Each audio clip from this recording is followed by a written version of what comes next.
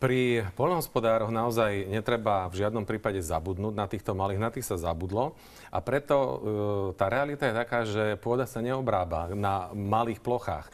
Nechovajú sa doma domáce zvieratá pre inú ako vlastnú potrebu, lebo sa to neoplatí.